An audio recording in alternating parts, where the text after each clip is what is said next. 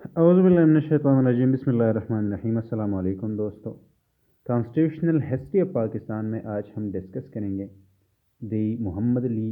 Formula या Bogra formula जिसे हम कहते हैं। इससे पहले इस तरह हुआ था कि इस प्रोसेस में जो कि कॉन्स्टिट्यूशन मेकिंग का जो एक प्रोसेस चलता आ रहा था 1947 से, इससे पहले दो रिपोर्ट्स जो है वो पेश किए गए थे और एक जो है ईस्ट पाकिस्तान के जितने लोग थे या जो कि पॉलिटिकल लीडरशिप थी उनको कबूल नहीं था पहला रिपोर्ट, और दूसरा रिपोर्ट जो है जिसमें फॉर एग्ज़ाम्पल वही चेंजेस लाए गए जिन पर एतराज़ था ईस्ट पाकिस्तान की पॉलिटिकल लीडरशिप को। तो दूसरा जो रिपोर्ट था वो भी रिजेक्ट किया गया और बाद में इस तरह किया गया कि इसके जितनी भी मुख्तलिफ फॉर एग्ज़ाम्पल इशूज़ पर अब तक जो है एक कंट्रोवर्शियल इशूज़ थी, उन्हीं इशूज़ पर जो है इस तरह के बहस जो है ये जारी था। और बेसिकली इस तरह था कि इससे पहले मोहम्मद अली बोगरा के आने से पहले नाजिमुद्दीन का जो गवर्नमेंट था उनको वो ख़त्म किया गया था और बेसिकली उनको मोहम्मद अली बोगरा को प्राइम मिनिस्टर जो है ये बनाया गया। लेकिन इस तरह है कि ये फार्मूला जो है इसके साथ हम कह सकते हैं कि जितनी भी कंट्रोवर्शियल इश्यूज़ थे, फॉर एग्ज़ाम्पल लैंग्वेज का एक प्रॉब्लम था, दूसरा जो अहम मसला था वो रिप्रेजेंटेशन का था कि फॉर एग्ज़ाम्पल हम जो कि पहला और दूसरा, खसूसन पहला जो है वो लैंग्वेज की वजह से रिजेक्ट किया गया था रिपोर्ट, और दूसरी बात जो है रिप्रेजेंटेशन ही पर पहला रिपोर्ट जो है ये रिजेक्ट किया गया था। दूसरी रिपोर्ट को खसूसन जो कि पंजाब की ज़्यादातर पॉलिटिकल लीडरशिप थी उनकी तरफ से इसलिए रिजेक्ट किया गया था कि वो इसमें खसूसन जो कि अपर हाउस है और लोअर हाउस है पैरिटी की बेस पर, और या हम कह सकते हैं कि दोनों की इक्वल पावर्स की वजह से इसको, जो कि ऑलरेडी हम डिस्कस कर चुके हैं, रिजेक्ट किया गया था। लेकिन इस तरह है कि अहम बात यहाँ पर यह है कि मोहम्मद अली बोगरा फार्मूले के ज़रिए से मोहम्मद अली बोगरा ने इस तरह जितनी भी मैन इश्यूज़ या कंट्रोवर्शियल इश्यूज़ थी उनको उनका सोल्यूशन पेश किया। फॉर एग्जांपल इस तरह किया गया जो कि हम सेपरेटली जो है डिस्कस करने वाले हैं। आज के लेक्चर में हम फोकस करेंगे कि रिप्रेजेंटेशन को और बेसिकली डिवीजन या हम कह सकते हैं कि पावर्स को किस तरह तकसीम किया गया। सबसे पहला मसला जो है जो कि मोहम्मद अली बोगरा फार्मूला के ज़रिए से हल किया गया वो रिप्रेजेंटेशन का एक प्रॉब्लम जो है इस तरह सॉल्व किया गया। दूसरी बात यह है कि जो कि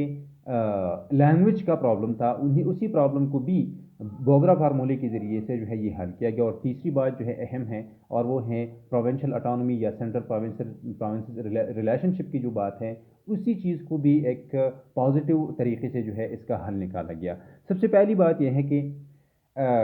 his formula was presented to the Constituent Assembly on 7 October 1953 and adopted on 6 October 1954। इस तरह किया गया कि ये इस फार्मूला को, या हम कह सकते हैं कि इस ड्राफ्ट को जो है ये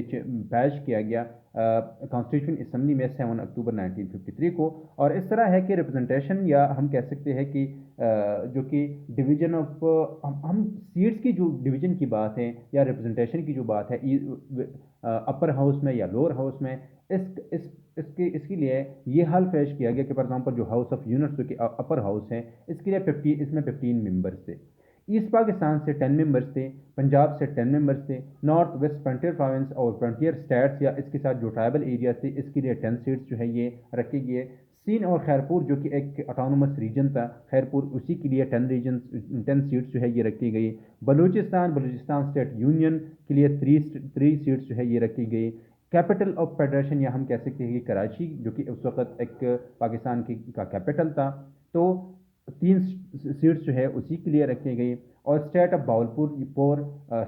फोर जो है वो स्टेट ऑफ बावलपुर के लिए रखे गए। और खसूसन वुमेन के लिए जो है ये सीट्स, ये 2 सीट्स जो है ये रखे गई हाउस ऑफ यूनिट्स में। तो मैं मतलब ये है कि तकरीबन 40 सीट्स जो है ये दिए गए वेस्ट पाकिस्तान को, और 10 सीट्स दिए गए जो कि वेस्ट ईस्ट पाकिस्तान है उसी को। और बेसिकली इस तरह किया गया कि तकरीबन हम कह सकते हैं कि 10 जो है ईस्ट पाकिस्तान के हिस्से में आए और 40 सीट्स जो है ये वेस्ट पाकिस्तान के हिस्से में आए। और बेसिकली इस तरह है कि हम कह सकते हैं कि यहाँ पर भी मुख्तलिफ, हम कह सकते हैं कि मतलब जो कि पॉपुलेशन बेसिस पर इस चीज़ को या इस रिप्रेजेंटेशन को जो है ये वज़ा किया गया। दूसरी बात यह है कि the house of units would be elected indirectly. इस तरह है कि जो हाउस ऑफ यूनिट्स है, जो कि अपर हाउस है, इसको इनडायरेक्टली जो है ये कहा गया कि ये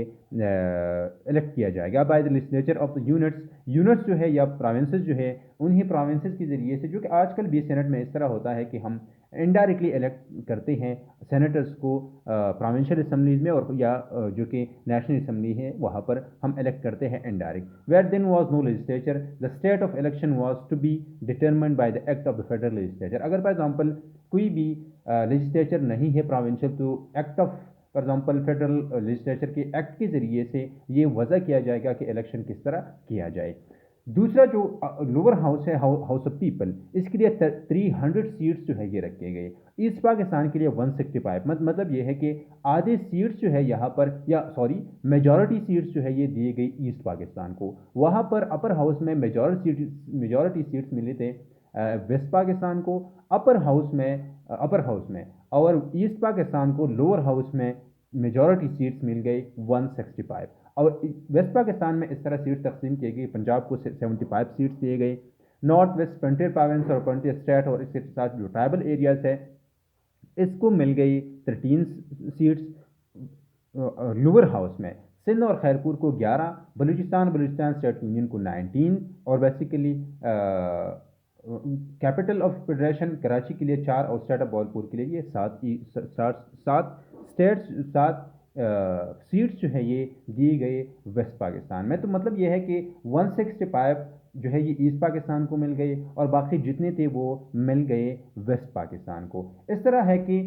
ये कहा गया कि दोनों, जो कि फॉर एग्जांपल अपर हाउस है या लोअर हाउस है, दोनों को इक्वल पावर जो है ये दिए गए। और बेसिकली इस तरह किया गया कि अगर फॉर एग्जांपल कोई भी कंट्रोवर्शियल इश्यूज हैं, तो इस तरह किया जाएगा कि बिल को या इश्यूज को पार्लियामेंट से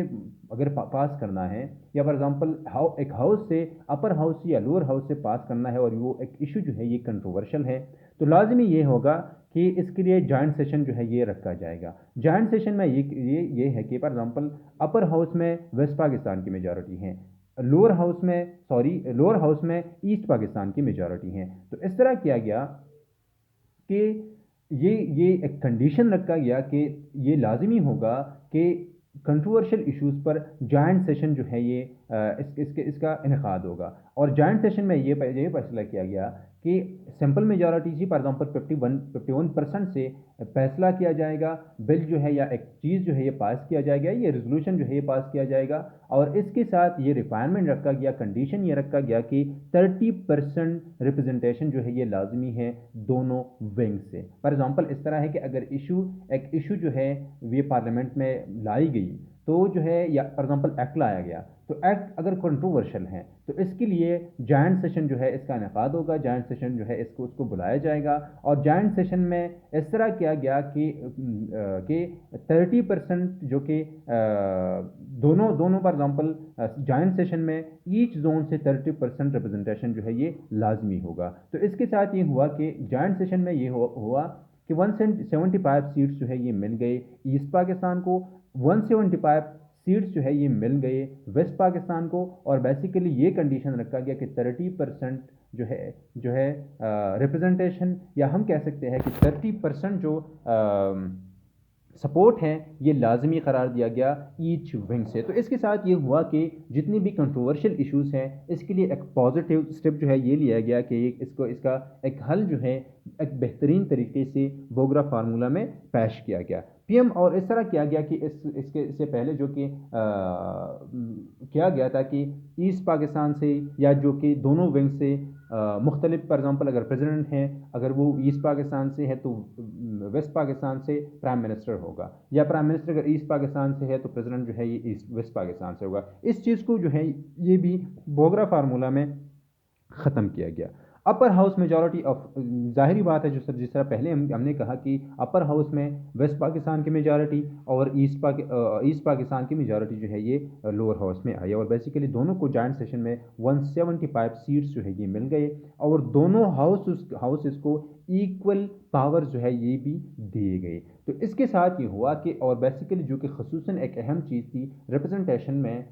वो 30% रिप्रेजेंटेशन या 30% सपोर्ट जो है एक रेजोल्यूशन के लिए, एक एक्ट के लिए जो है ये लाजमी करार दी गई। तो ये जो है एक पॉजिटिव पॉइंट था। और दूसरी बात ये है कि सीट्स का रिप्रेजेंटेशन का तकसीम इस तरह किया गया कि दोनों जॉइंट सेशन में दोनों जो है इक्वल बन गए, और बेसिकली ईस्ट पाकिस्तान में west Pakistan, east upper house में वेस्ट पाकिस्तान की मेजॉरिटी आ गई, और west Pakistan upper lower house में ईस्ट पाकिस्तान की मेजॉरिटी आ गई, और इसके साथ जो कि रिप्रेजेंटेशन का मसला था इसको ख़त्म किया गया। लेकिन इस तरह है कि बाद में जो कि कॉन्स्टिट्यूशन असम्बली के साथ 1954 में जो कि